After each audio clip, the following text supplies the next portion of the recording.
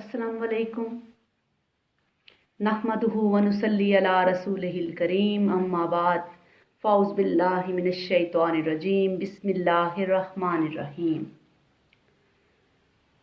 इससे पहले हमने सूरत फातिहा के इंट्रोडक्शन के हवाले से कुछ बातें शेयर की हैं। आज हम सूरत फातिहा के मानी और मफ़हूम को समझने की कोशिश करेंगे। इस सूरत मुबारका के असलूब के हवाले से इसके मज़ामीन जो हैं उनका तज्ज़िया करते हैं। इस सूरत मुबारका को हम 3 हिस्सों में तकसीम कर सकते हैं। पहली 3 आयात में अल्लाह की हम्द व सना है, आखिरी 3 आयात में अल्लाह से दुआ है, जबकि दरमियान की चौथी आयत में बंदे का अपने रब से एक अहद व पैमान है। ये गोया अल्लाह और बंदे का एक ताल्लुक है। पहले जुज़ में जो पहली 3 आयात हैं, इनमें इंसान की तरफ से उन हक़ाइक़ का इजहार है जहां तक वो खुद पहुंच गया है। ये 3 आयतें मिलकर एक जुमला बनती हैं। पहली 3 आयतों में अल्लाह की हम्द व सना है, जैसे कि अल्हम्दुलिल्लाहि रब्बिल आलमीन अर्रहमानिर रहीम मालिकी यौमिद्दीन, यानी तमाम शुक्र और सारी की सारी तारीफ अल्लाह के लिए है जो तमाम जहानों का परवरदिगार और मालिक है, बहुत रहम फरमाने वाला है, निहायत मेहरबान है, जज़ा और सज़ा के दिन का मालिक व मुख्तार है। अल्हम्दुलिल्लाह, कुल तारीफ अल्लाह के लिए है। अब वो अल्लाह कौन है? रब्बिल आलमीन है, जो तमाम जहानों का मालिक है, परवरदिगार है, परवरिश करता है। अर्रहमानिर रहीम, जो रहमान और रहीम है। इसके बाद आने वाले कलमात रब्बिल आलमीन, अर्रहमानिर रहीम और मालिकी यौमिद्दीन अल्लाह का बदल होने के बायस मजरूर हैं। ये गोया एक ही जुमला चला आ रहा है। कुल हमद, कुल सना, कुल शुक्र उस अल्लाह के लिए है जो तमाम जहानों का मालिक है, मुख्तार है, आका है, परवरदिगार है, रहमान और रहीम है। इसी तरह से बिस्मिल्लाह में भी अल्लाह ताला के ये दोनों सिफाती नाम अर्रहमान रहीम आते हैं, बल्कि दोनों जगह अल्लाह के लिए 3 नाम हैं। सबसे पहले अल्लाह है, इसे कहा जाता है कि अल्लाह ताला का इस्म ज़ात है। उसके बाद रहमान है और उसके बाद रहीम है।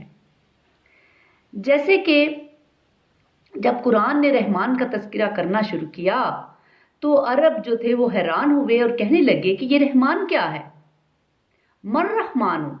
तब ये कहा गया कि ए नबी सल्लल्लाहु अलैहि वसल्लम, इनसे कह दीजिए कि उसे अल्लाह कहकर पुकार लो या रहमान कहकर पुकार लो। जो कहकर भी पुकारोगे तो तमाम अच्छे नाम उसी की हैं। ये तमाम सिफाते कमाल जो है उसी की ज़ात में मौजूद है। इसी तरह से अर्रहमान रहीम, रहमत के मादा से ये अल्लाह के 2 अस्मा हैं। इन दोनों में फ़र्क क्या है? रहमान के वज़न पर मुबालगा का सीगा है, चर्चा इसके अंदर मुबालगा की कैफियत है, यानी इंतहाई रहम करने वाला। हज़रत मूसा अलैहिस्सलाम के लिए सूरत अराफ में अल्फाज आए हैं गज़बान आसिफा, यानी गुस्सा और रंज में भरा। जब अरब जिस अल्फाज पर कोई वज़न लाते हैं तो मालूम होता है कि उसमें शिद्दत है, जैसे कि गज़बान यानी गुस्से में लाल बबू का शख्स। इसी तरह से तो रहमान वो हस्ती है जिसकी रहमत ठाठे मारते हुए समंदर की मानिंद है, और रहीम जब कोई सिर्फ किसी की ज़ात में मुस्तकिल और दायम हो जाए तो वो फ़ाइल के वज़न पर आती है। अर्रहमान रहीम दोनों सिफात इकट्ठी होने का मानी ये है कि उसकी रहमत ठाठे मारते हुए समंदर के मानिंद भी है اور اس کی رحمت میں دوام بھی ہے، یعنی ہمیشگی ہے۔ وہ ایک دریا کی طرح مستقل رواں دواں ہے۔ اللہ تعالیٰ کی رحمت کی یہ دونوں شانیں بے یک وقت موجود ہیں۔ ہم اس کی اندازہ جو ہے ایک مثال سے کر سکتے ہیں کہ جیسے کوئی ایکسیڈنٹ ہوا ہو تو ہم دیکھتے ہیں کہ کوئی عورت بیچاری مر گئی ہے اور اس کا شیرخوار بچہ جو ہے وہ اس کے ساتھ چمٹا ہوا ہے۔ یہ بھی پتہ نہیں کہ وہ کون ہے، کہاں سے آئی ہے، کوئی اس کے ساتھ ہے یا نہیں۔ اس کیفیت کو دیکھنے والا ہر شخص جو ہے اس کا دل نرم پڑ جائے گا اور وہ سوچے گا کہ وہ اس لاوارث بچے کی کفالت اور پرورش جو ہے اس کی ذمہ داری اٹھا لے۔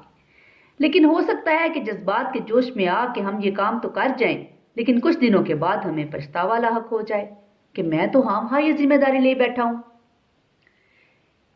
چنانچہ ہمارے اندر رحم کا جو جذبہ ابھرتا ہے وہ جلد ہی ختم ہو جاتا ہے، وہ مستقل اور دائم نہیں ہے، جبکہ اللہ کی رحمت میں جوش بھی ہے اور دوام بھی ہے۔ اس کے بعد دیکھتے ہیں مالک یوم الدین، وہ جزا اور سزا کے دن کا مالک ہے، وہ مختار مطلق ہے۔ قیامت کے دن انسانوں کے اعمال کے مطابق جزا اور سزا کے فیصلے ہوں گے۔ کسی کی وہاں کوئی سفارش نہیں چلے گی، کسی کا وہاں زور نہیں چلے گا، کوئی دے دلا کر چھوٹ نہیں سکے گا، کسی کو کہیں سے کوئی مدد نہیں ملے گی۔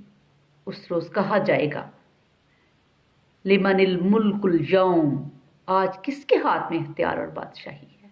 للہ الواحد القہار، اس اللہ کے ہاتھ میں ہے جو اکیلا ہے اور پوری کائنات پر چھایا ہوا ہے۔ اسی طرح سے دیکھیں گرامر کی رو سے یہ ایک جملہ مکمل ہوا کہ الحمدللہ رب العالمین الرحمن الرحیم مالک یوم الدین۔ کل حمد و ثنا اور شکر اس اللہ کے لیے جو تمام جہانوں کا پروردگار اور مالک ہے، جو رحمان ہے، رحیم ہے اور جو جزا و سزا کے دن کا مالک اور مختار ہے۔ اس کے دوسرے حصے کو دیکھیں تو دوسرا حصہ صرف ایک آیت پر مشتمل ہے جو ہر اعتبار سے اس سورت کی مین بنیادی آیت ہے، مرکزی آیت ہے۔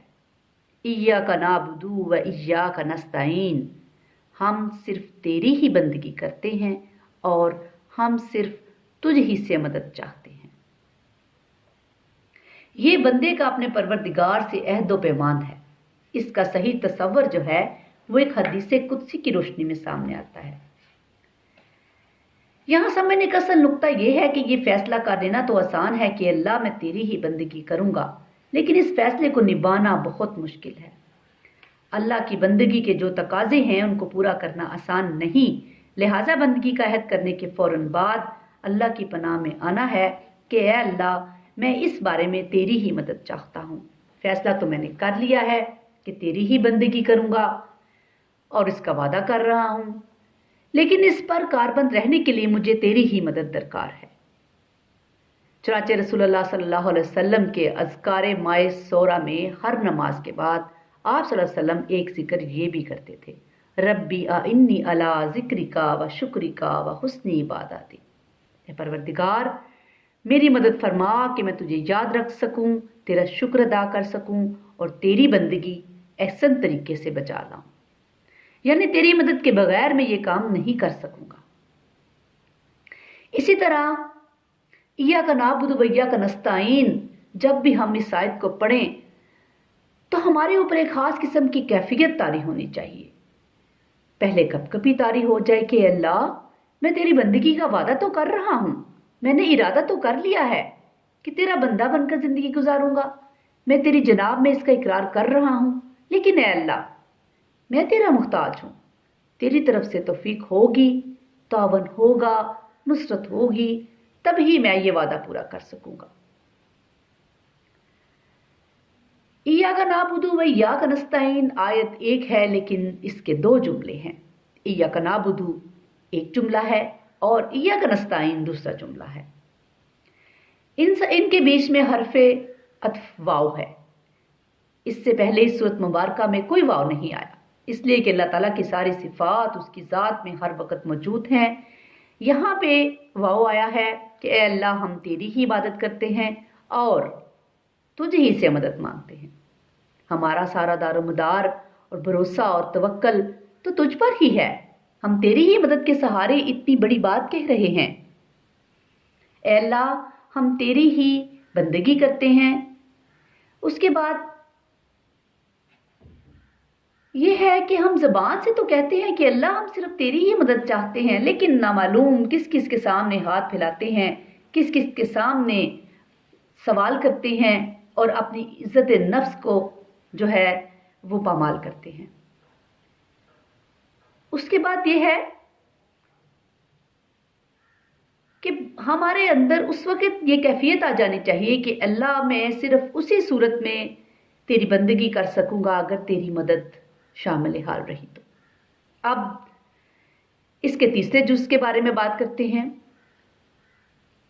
سورۃ فاتحہ کا تیسرا جز جو ہے وہ 3 آیات پر ہے مشتمل، تاہم یہ ایک ہی جملہ بنتا ہے، اہدنا الصراط المستقیم صراط الذین انعمت علیہم غیر المغضوب علیہم ولا الضالین آمین۔